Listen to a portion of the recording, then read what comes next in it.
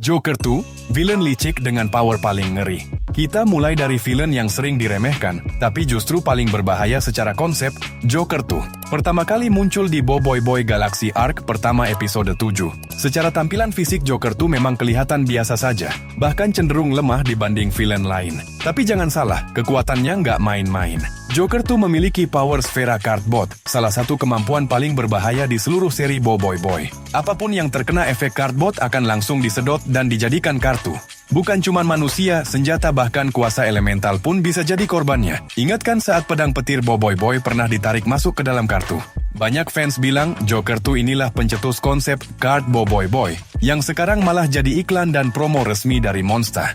Namun kekalahan Joker 2 pun tak kalah ikonik. Saat dia berusaha menyedot Papazola, sang kebenaran justru menantangnya main kartu. Disitulah semuanya berubah. Satu persatu kartu Joker 2 tumbang.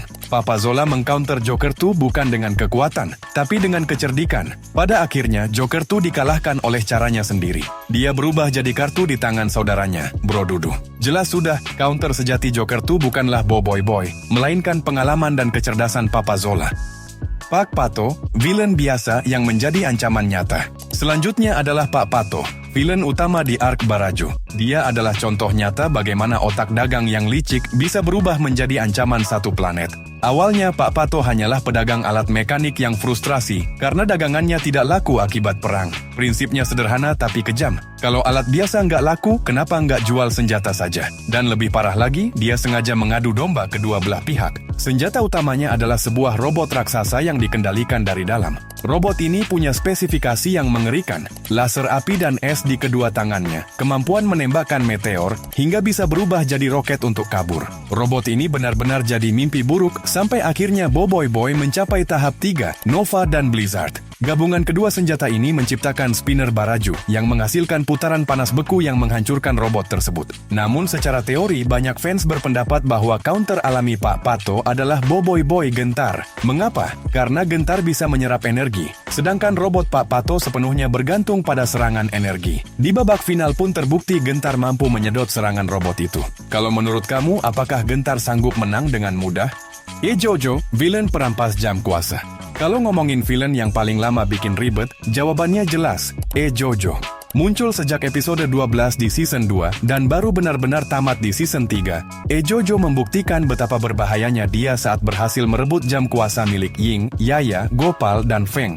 Yang bikin Jojo beda adalah kemampuannya memaksimalkan kuasa curiannya. Kuasa yang biasanya hanya di tahap 1 saat di tangan pemilik aslinya, di tangan Jojo justru bisa keluar di tahap 2. Gravitasi Yaya, manipulasi masa Ying, hingga naga bayang Feng, semuanya dia kuasai. Boy dibuat kesulitan setengah mati sampai Adudu pun harus turun tangan karena dendam kehilangan sahabatnya Probe.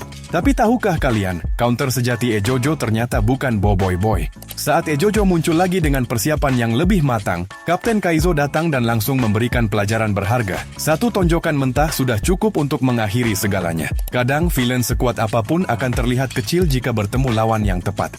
Borara, ketua geng Tengkotak. Masuk ke urutan keempat, kita punya villain yang paling dibenci sekaligus ditakuti di Boy The Movie pertama, Borara. Dia bukan cuma sekadar musuh, tapi dia adalah penyebab trauma terbesar bagi Boy. Targetnya hanya satu, yaitu merebut kuasa teleportasi milik klan Kabot. Borara adalah ketua geng Tengkotak yang memiliki fisik sangat tangguh dengan armor tempur yang hampir mustahil ditembus. Senjata utamanya, palu lohong hitam, punya kemampuan mengerikan untuk menciptakan lubang hitam yang menyedot apapun di sekitarnya. Momen yang paling menyakitkan bagi semua fans adalah saat Borara berhasil merebut kuasa teleportasi dan menghancurkan Ochobot tepat di depan mata Boy. Di titik ini kita melihat Boy hancur secara mental. Namun di balik keputusasaan itu, sisa kuasa Ochobot justru memicu keajaiban. Boy berpecah 7 dan untuk pertama kalinya kita melihat deretan elemen tahap 2 beraksi bersama. Boy Ice membekukan pergerakan Borara, sementara Blaze memberikan serangan bertubi-tubi yang menghancurkan armornya. Dan sebagai penutup yang epik, Boy Solar muncul dengan tembakan cahayanya yang sangat kuat, memaksa Borara tersedot ke dalam lubang hitam ciptaannya sendiri. Menurut pengamatan Mimin, Blaze adalah counter alami Borara karena sifat serangannya yang agresif dan panas, mampu merusak integritas armor besi milik Borara sebelum akhirnya diselesaikan oleh Solar. Reramos, pengkhianat tahta Windara. Berpindah ke Ark Windara, kita bertemu dengan Reramos. Dia adalah villain yang membuktikan bahwa pengkhianatan bisa menghancurkan satu kerajaan. Reramos memiliki dua power sfera yang sangat sinergis, Lambot yang dia gunakan untuk mencuci otak dan mengontrol pasukan Kalkantua, serta Kukun Bot yang memungkinkannya berevolusi menjadi bentuk karantular yang mengerikan. Reramos merasa sangat kuat karena dia menguasai tahta bukan dengan hak, tapi dengan cara licik menggulingkan Kuputri. Dia mengira rakyat Windara sudah menyerah total. Tapi, ada satu hal yang dia lupakan. Kuasa Beliung selalu punya cara untuk kembali ke pemilik sahnya. Saat pertarungan mencapai puncaknya dan Boboiboy membangkitkan Beliung tahap 3, Reramos yang tadinya sombong langsung terlihat tak berdaya. Hanya dengan satu tebasan dari kipas Beliung, seluruh manipulasi Reramos runtuh seketika. Reramos adalah tipe villain yang kuat karena alat, tapi lemah saat berhadapan dengan kekuatan murni seorang pemimpin. Counternya sudah pasti adalah Beliung, karena Beliung adalah simbol kebebasan bagi rakyat Windara yang selama ini dijajah oleh Reramos. Vargoba, Ketua Lanun Angkasa. Kalau kita bicara soal kekuatan fisik murni yang brutal, Kapten Vargoba adalah jawaranya. Muncul sebagai penutup Boboiboy Galaxy Season 1, Vargoba memberikan tekanan yang belum pernah dirasakan Boboiboy sebelumnya. Sebagai pemimpin Lanun Angkasa, dia punya fisik bertangan 4 yang sangat kuat. Kengeriannya bertambah berkali-kali lipat berkat power sfera Magnet Bot. Dengan kuasa magnet ini, Vargoba bisa memanipulasi logam di sekitarnya untuk membentuk armor yang luar biasa keras, memanggil pedang besar, perisai, hingga palu perang yang sanggup meratakan gunung. Vargoba hampir saja menang saat dia berhasil melempar Boboiboy ke luar angkasa yang hampa udara. Tapi Vargoba membuat kesalahan besar. Di ruang angkasa yang gelap itulah elemen cahaya mendapatkan panggungnya. Lahirlah Boboiboy Solar. Dengan serangan solar gerhana, seluruh armada Vargoba hancur hanya dalam satu tembakan. Dan dalam duel terakhir di stasiun angkasa, solar gerhana berganda membuktikan bahwa kekuatan magnet Vargoba tidak ada apa-apanya di hadapan kecepatan dan panas cahaya solar. Tanpa debat, solar adalah counter sejati yang menghancurkan semua dominasi besi milik Vargoba. Retaka, villain paling mengerikan. Sampailah kita pada villain yang hampir semua fans sepakat adalah yang paling mengerikan, Retaka. Muncul di movie 2, Retaka bukan sekadar penjahat biasa. Dia adalah bagian dari sejarah elemental itu sendiri. Dia adalah pemilik asli kuasa Gamma tahap 3, tingkatan yang bahkan belum dicapai Solar saat itu. Retaka adalah sosok yang sangat sombong karena dia sudah menguasai 7 elemen dasar jauh sebelum Boboiboy lahir. Dia menganggap Boboiboy hanyalah anak kecil yang tidak pantas memegang kuasa hebat. Salah satu kalimat Retaka yang paling ikonik adalah saat dia bilang bahwa berpecah membuatkan kuasa elemental lemah. Strateginya adalah memburu Boboiboy dan mengambil kembali semua elemen satu persatu. Namun, Boboiboy membuktikan bahwa kerjasama dan penggabungan adalah kuncinya. Lahirlah Fusion Frostfire yang menjadi titik balik perlawanan, diikuti Glacier yang menyelamatkan ribuan nyawa dari bendungan yang runtuh. Dan puncaknya, gabungan Halilintar dan Solar melahirkan Boboiboy Supra. Bentuk inilah yang benar-benar tidak bisa diprediksi oleh Retaka. Kecepatan Halilintar dikombinasikan dengan kekuatan Solar menghasilkan serangan yang melampaui level Gamma milik Retaka. Pertanyaannya untuk kalian, melihat betapa dominannya Retaka sepanjang film, apakah menurut kalian Retaka punya peluang untuk menang kalau saja Boboiboy tidak melakukan Fusion Supra? Tulis teori kalian di kolom komentar. Adudu, villain yang dirindukan. Terakhir, kita harus membahas sosok yang mengawali semuanya, yaitu Adudu.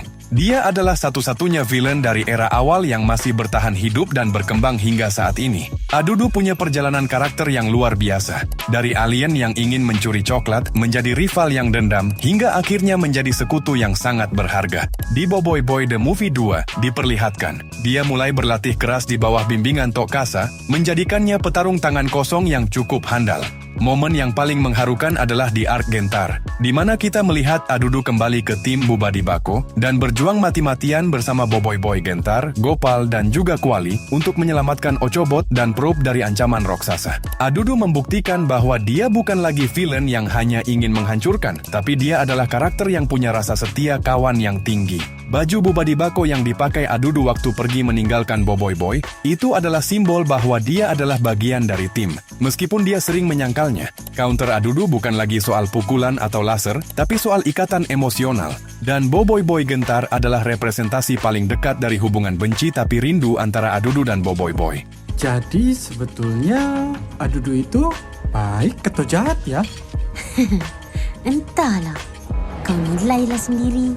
Kalau kita tarik garis besar dari semua villain Boy tadi, sebenarnya ada satu hal yang kelihatan jelas banget. Mereka semua kalah bukan cuma karena faktor kekuatan, tapi karena salah arah. Ada yang serakah akan kuasa, ada yang licik demi keuntungan pribadi, ada yang dikuasai dendam, dan ada juga yang sebenarnya pintar, tapi salah dalam menentukan tujuan. Di sisi lain, Boy menang bukan cuma karena dia paling hebat atau paling kuat. Dia menang karena punya tujuan yang tulus dan dia tidak pernah berjalan sendirian.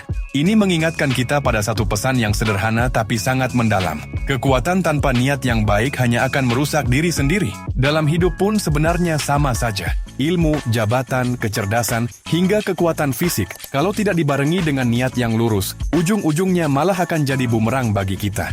Makanya, sehebat apapun posisi kita nanti, jangan pernah lupa untuk tetap rendah hati. Jangan bertindak zalim, dan jangan pernah tinggalkan orang-orang yang selalu setia mendukung kita. Kalau kalian merasa pembahasan villain Boy ini memberikan sudut pandang baru atau bikin kalian berpikir ulang soal makna di balik ceritanya, jangan lupa tekan tombol subscribe.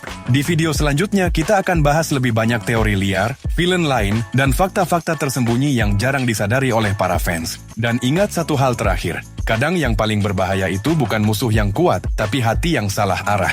Terima kasih sudah menonton, sampai jumpa di pembahasan berikutnya.